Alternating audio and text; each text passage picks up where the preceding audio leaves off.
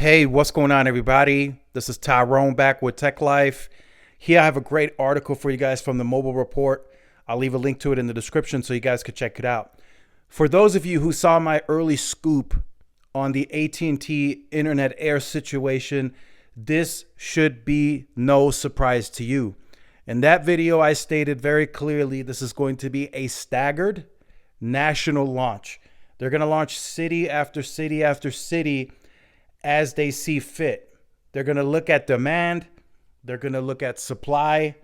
They're going to look at the network build, right? How many sites, C-band is still being turned on. I receive updates daily from a map. I forgot the name of the tool, but it shows you on a per market basis where the sites are being turned on with C-band.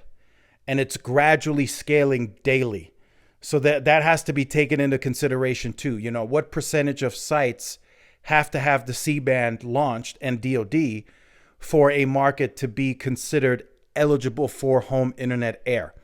So here, AT&T announced 4 new cities are being added to the service or added to, eligibility for home internet air. So those cities are Cleveland, Ohio, Denver, Colorado, Orlando, Gainesville, Florida, Providence, Rhode Island, and New Bedford, Massachusetts. And these new locations are added to the locations that they already launched. And like I said, this is going national, but it's going to be a staggered launch. It's going to be city after city. And like I mentioned, several things have to be taken into consideration. For an example, I'll throw in El Paso.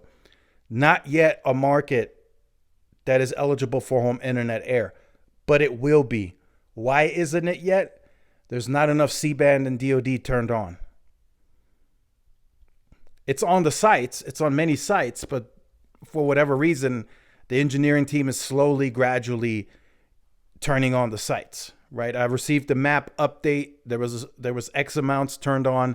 Then I received another update. There were more turned on, and I assume with the next update there'll be even more turned on. And then eventually El Paso will be added to the city for internet air, and it's going to be like that with all other cities as well. They're going to work this very strategically. They're not just going to turn them all on and then boom, there's all this pent up demand. They're not going to do that. They're going to do it more smartly. They're going to be competitive, but again, like I mentioned, especially in a market like El Paso where fiber penetration is fairly high, you're not going to see this product at the same type of scale as in a market that doesn't have fiber. Right? So just keep that in mind. There's going to be some neighborhoods here that don't have fiber at all, that are very slow with DSL speeds. Those are the neighborhoods AT&T wants to get this product into, just for a competitive sake, right? You can't really get customers on your DSL because it's too slow. Then you have to deal with Verizon and T-Mobile that have fixed wireless access in those neighborhoods. So you got to compete. So you got to use that home internet air with all of that capacity that you're putting on air. So let me know what you think about that in the comment section down below. Again, there should be no surprise for those of you who saw my early scoop. It was made very clear to me that this is going national. Make sure you guys stay tuned for more. Like, share, subscribe. I'll see y'all in the next one. Peace.